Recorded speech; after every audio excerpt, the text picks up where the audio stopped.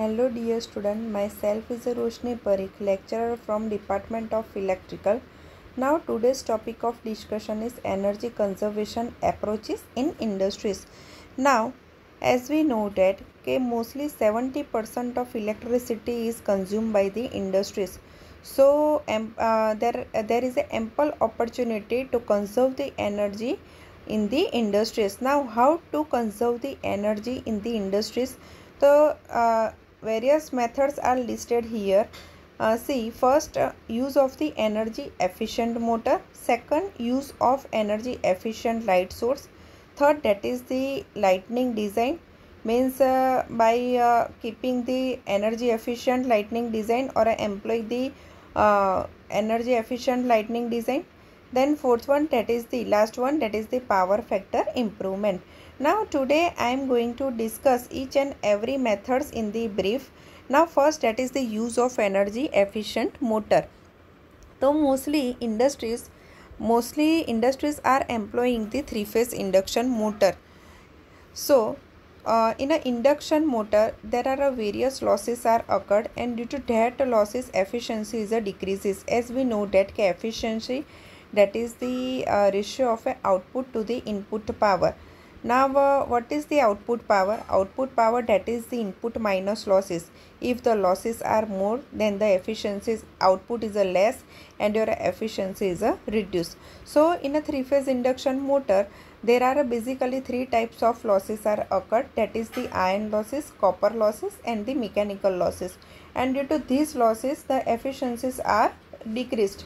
So iron losses are basically split into the hysteresis losses and the eddy current losses. Iron losses which are occurred into the stator and the rotor core. Now stator core and a rotor core.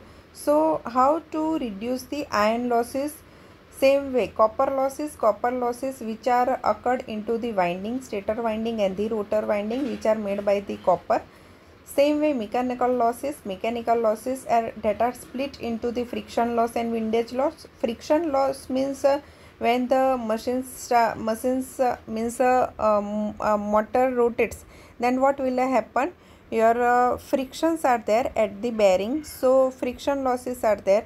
And windage losses means your shaft starts to rotate, so it cuts the wind or it cuts the air, so windage losses are occurred. So due to these all losses, your there are lots of power consumptions are there, and that's why your output is a decrease, and that's why your efficiency is a decrease.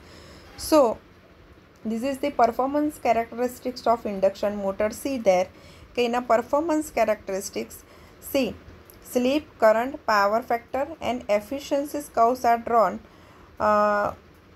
with respect to the percentage of rated load and the percentage of the rated current. On the x-axis there is a percentage of rated load is there. So according to the load, your efficiency is a maximum when there is a full load is there. For the three-phase induction motor, efficiency is the maximum when it is run at the full load. Same way, when it is run at the full load, then what will happen? Your power factor is a improve. So if there is a reduction in the load, then what will happen? Your efficiency is a decrease. Same way, your power factor is also decreases. So how to improve the efficiency of the induction motor? So see, here a energy efficient motor is there. Now before start to learn about the energy efficient motor, I will explain you. Okay, in a three-phase induction motor, suppose you are going to employ the three-phase induction motor in the industries for any application. So due to these losses, as I discussed that, due to the iron losses, copper losses and the mechanical losses, your efficiencies goes down. So how to improve the efficiency? So by reducing these losses. So how to reduce these losses? So see here, iron losses are split into the hysteresis and eddy current losses. Now as we know that hysteresis losses is reduced by using the magnetic material which hysteresis coefficient is high, like the silicon steel. So always stator core and rotor core are made by the stampings and made from the silicon steel material. So by using the silicon steel material, you can reduce the hysteresis losses. Same way, what is the eddy current losses? Eddy current losses means that when motor start to rotate, the EMF is induced in the rotor core too, and due to that EMF is induced in the rotor core too, as well as the inner winding.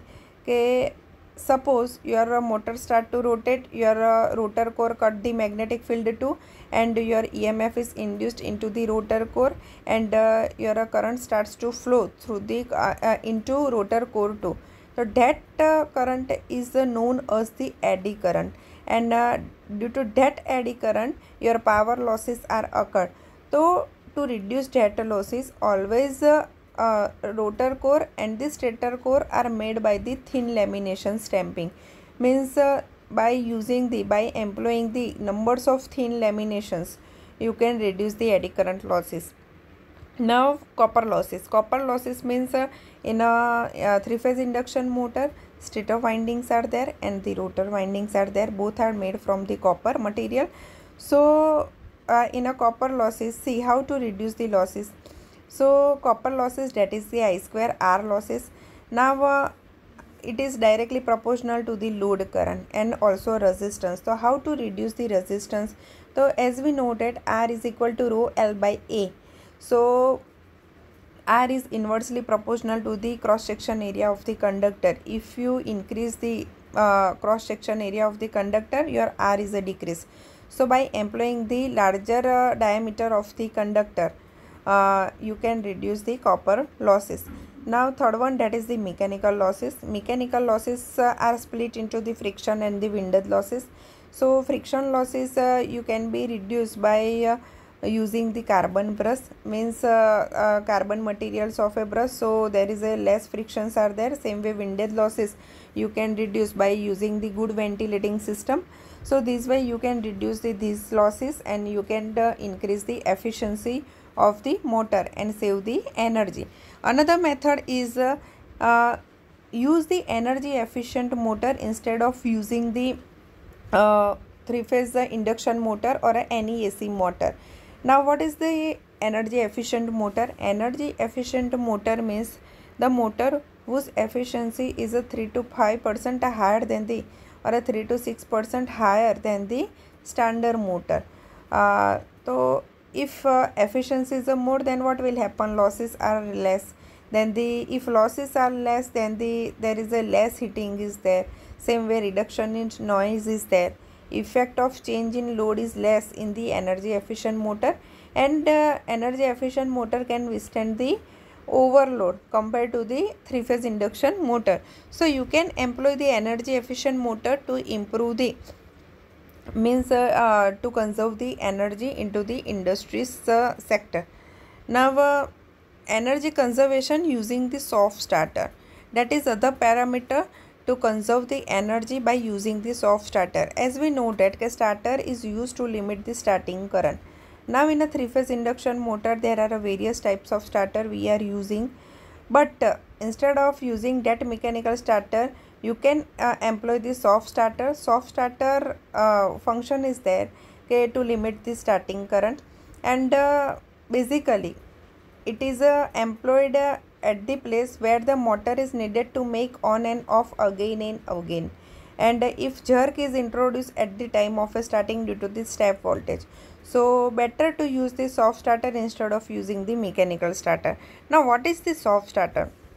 So soft starter is basically there is no moving parts into the soft starter, and in this soft starter it compares the phase angle between the load current and the supplied voltage, and one feedback signal is generated, and that feedback signal is given to the, or compared to the reference signal, and after comparison, if error signal is generated, then that error signal is act as the gate signal for the SCR, and then SCR output is given to the input of the motor. This way soft starter is called electronic starter or a stator voltage starter.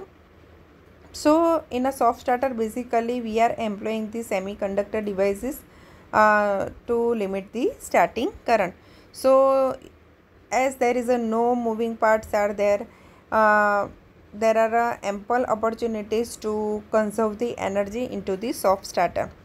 Now another method, that is the power factor improvement. Now before starting the power factor improvement method, you should know what is the power factor.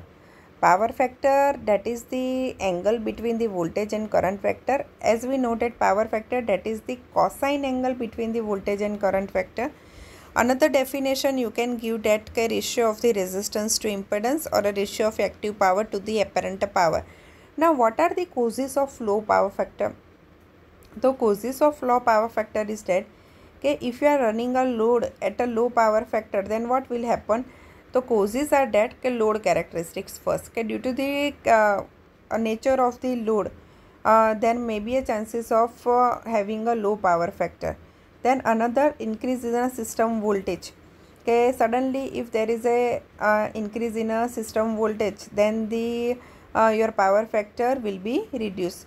Then improper maintenance of the motor, and last one, that is the overheating of the equipment. Now first, that is the load characteristic. Load characteristics means that in industries, mostly all the loads are a RL type, and in a RL type means there is a presence of the inductors are there. So due to the RL nature, always the power factor is a lagging.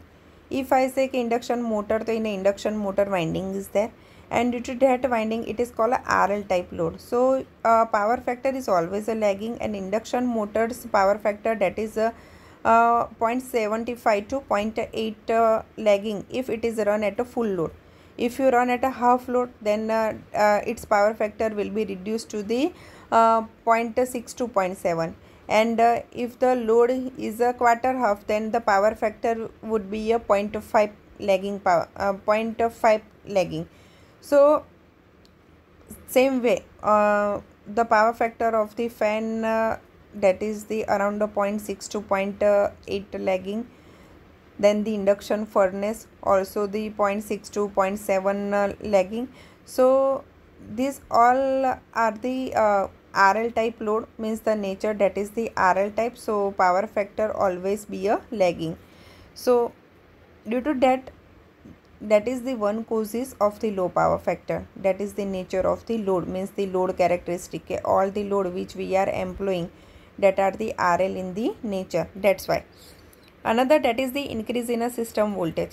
Suppose if I say, okay, during the off peak period system voltage is suddenly rise, then what will happen? If system voltage is rise, then the current is reduced, and it will draw the high magnetic current initially. So due to the high magnetizing current, your power factor is the reduced. Same way, third, that is the improper maintenance of the motor. Suppose you are going to do the maintenance of the three-phase induction motor periodically, and suppose if you are going to rewind the winding, then instead of using the correct gauge of the wire, if you are employ the another gauge of the wire, then there may be a chances of the reduced power factor. Then another, suppose due to the during the maintenance, if the air gap is increased between the stator core and the rotor core, then also there may be a chances of low power factor. So improper maintenance of the motor, that is the also one cause of the low power factor. And last one, that is the overrating of the equipment. Overrating of equipment means what? Okay, suppose if you are going to employ any equipment of the higher rating. Suppose if you want a 5 HP motor, but you are going to employ a 10 HP motor, then what will happen? It is called a overrating, means you are employing the overrating of equipment for your application. So if you are employing a 10 HP motor instead of using the employing the 5 HP motor, then your motor is run at a partial load. So power factor, that will be a reduced. As I said that in the three-phase induction motor, if you run at a full load, then the efficiency will be a maximum and power factor is a high. But if you run at a half load, then the efficiency is the reduced. according to the reduction in the load, and same way power factor is 2. So always choose a correct rating of the motor for the application. If you want a 5 HP motor for the application, then choose the 5 HP of the motor. Don't go for the overrating of the equipment. These are the one causes of the low power factor. Now what is the disadvantages of the low power factor? So disadvantages of low power factor is that due to the low power factor, as we know that power factor cos phi is equal to what? Cos phi is equal to true power upon apparent power. Apparent power means kVA. So more kVA is required for the same power, and so equipment must be designed for the more kVA. Now with the low power factor, current get increase. So what will happen? You need to larger size of the cable, and if you employ the larger size of the cable, then the cost of the increase. So overall cost is also increased. Due to the high value of a current, voltage drop is decreased, and which gives the bad voltage regulation, and efficiency is also decreases. But if a plant is operated at a low power factor, then they have to pay the penalty against the low power factor. Now how to improve the power factor? So, and these are the advantages of the power factor improvement. So if you improve the power factor, then the less kVA rating is required, and your overall size is reduced for the, and also cost is reduced. Same the cable size get reduced. So due to the low value of the current, so cost of the cable also reduced, and voltage drop is increased. So voltage regulation will be better. Then the less heating is there, and the high efficiency you will get. So methods of power factor improvement. These are the various method of the power factor improvement. First, that is the use of a energy efficient motor. As I said that instead of using the standard motor, you can use the energy efficient motor like a synchronous motor, and etc. Then use of the phase advancer. Phase advancer means के AC exciter is placed on the three-phase induction motor shaft, which excite the rotor winding. So it is called a phase advancer. So use of the phase advancer. Then another method, that is the use of a capacitor booster. Capacitor booster are basically used to improve the power factor of the transmission line. If you placed at the receiving end, then you will get the better power factor, means you can improve the power factor. Then use of the synchronous condenser or a synchronous motor. Synchronous condenser is basically used to improve the power factor of the transmission line. Synchronous condenser means the over-excited synchronous motor running at a no load, which is connected at the end of the transmission line across the load to improve the power factor. And synchronous condenser is a over-excited synchronous motor which is running at a no load. No mechanical load is given to the motor. And last one, that is the use of a static capacitor. Static capacitor means connect the capacitor across the load, and if your load is a three-phase, then connect the capacitor in a star or in a delta across the load.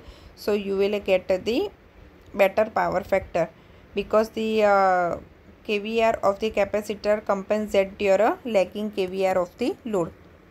So these are the various methods to improve the power factor, or you can employ any one of these.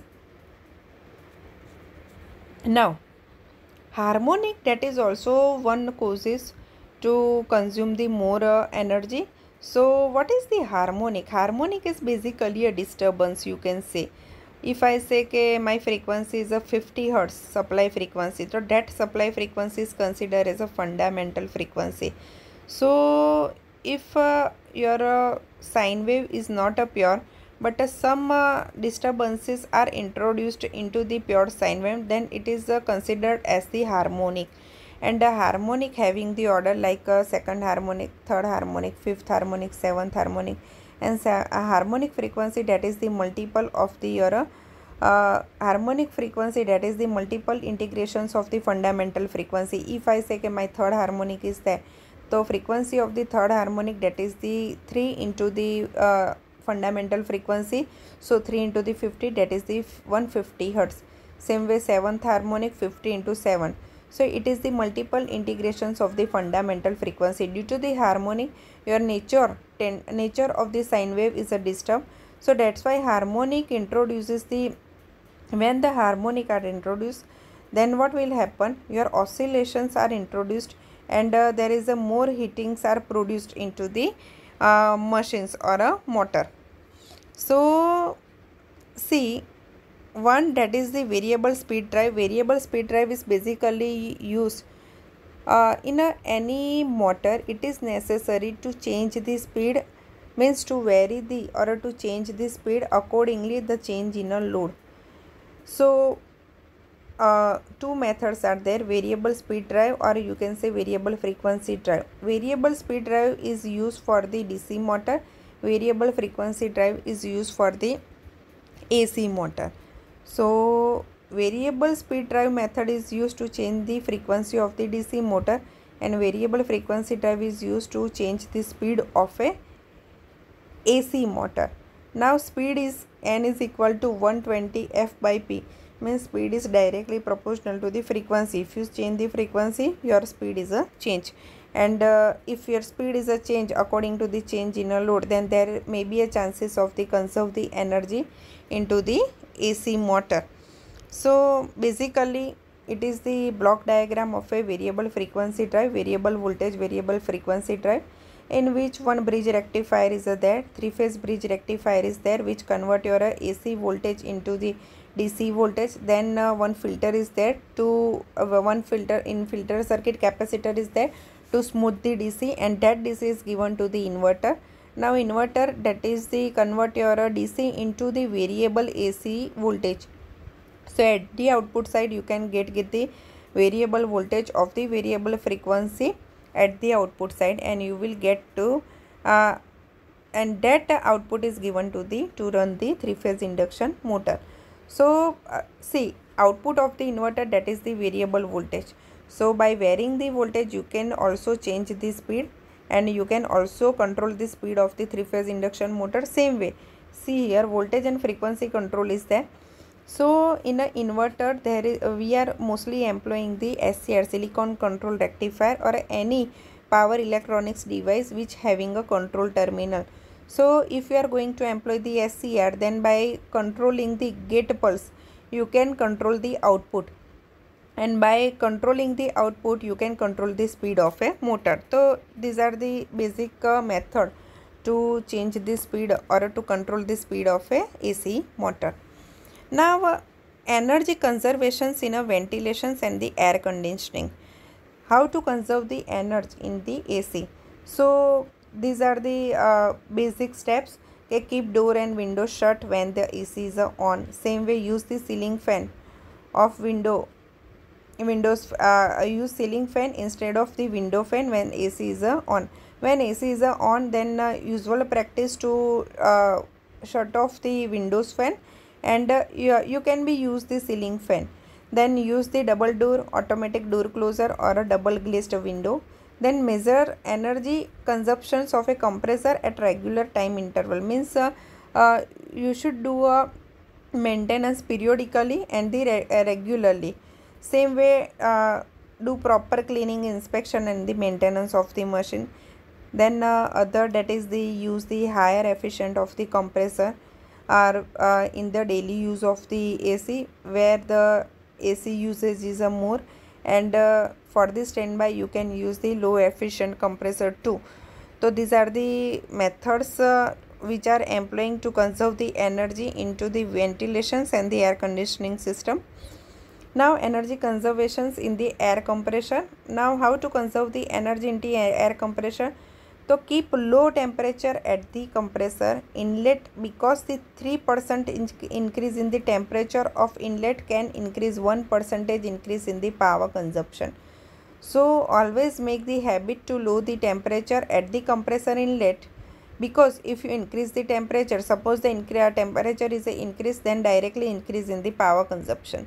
Same way, decrease discharge pressure, because 10% decrease in discharge pressure can save the 5% of energy. Then again, do the regular maintenance and measure compressor output per unit electrical per unit electrical input at a regular interval. Now energy conservations in a pump. How to conserve the energy in a pump? So use the proper rating of the pump, then they use the throttling valve for fuel control, then use 2-3 pumps instead of only one pump where there is change in a load condition. If there is a change in a load condition, then what will happen? Instead of employing the 2-3 pumps, only employ the one pump. So you can easily control the pump when there is a change in a load. Then do proper installation of the pump, then use synthetic belt in place of a V belt. If you use the synthetic belt, then there is a chances of the conserve the energy. Then also do the regular maintenance, use good quality of the PVC pipes, and use lace turns and the use bands in turns in place of the elbow. So these are the various methods to conserve the energy in the pump. Same way, energy conservations in a fan and a blowers. So in a fan and a blowers, select the fan and fan of the proper characteristics, then operate fan at a best efficiency point. Okay, you have to choose the fan at which point it will give the high efficiency, so operate on that point. Then do regular maintenance, then an air inlet should be a smooth, then there should be no any obstruction in inlet and outlet, particularly for the fan and blowers, for the exhaust fan we can say. Then use a belt at low slip, then remove leakage in the duct, use variable speed drive to change the speed of the fan and the blowers. So these are the methods to employ, and these are the points to conserve the energy in a fan and blowers. Now energy conservations in a boiler. So basically use the treated water, then the control air supply in a furnace by checking the flame color, means you can control the air supply. Okay, how what is the amount of the air which is going into the furnace, wherever, by checking the flame color. Same way, remove chute from the tube, then keep chute blower in a working condition, keep a fuel gas loss, radiation loss, blow down loss, excess air in control for proper functioning of the boiler, and stop steam leakage. If there is a steam leakage, there is a power consumptions are there, so avoid to steam leakage. Now energy conservation using good lighting scheme. As I said that in a home usually we are employing the CFL instead of using the tube light. So CFL, as we all know that CFL having a low power consumption. So same way, good lighting scheme means what? In our country 13% of total electricity is used for the illuminations. So employ the better illumination scheme. Illumination scheme can be classified into the domestic lighting system, industrial lighting system, street lighting system, and spotting lighting system. So good lighting practice: use CFL, compact fluorescent lamp, in place of a normal lamp. Then use energy efficient light instead of the conventional light. Then use electronic ballast instead of the magnetic ballast. Use metal halide lamp instead of the mercury or a sodium vapor lamp. Use high pressure sodium vapor lamp instead of the high pressure mercury lamp. Then use LED lamp maximum. Use proper design of the house, so maximum use of a daylight can be possible. So during the daylight, always illumination system should be such that proper ventilation should be there. So during the daylight you can use the sunlight, and you can keep the off the light of the room, so you can maximum save the energy. So your lighting system should be such that you can use the sunlight during the day period. So same these all are the various methods to save the energy into the industrial section. Hope you understood. Thank you.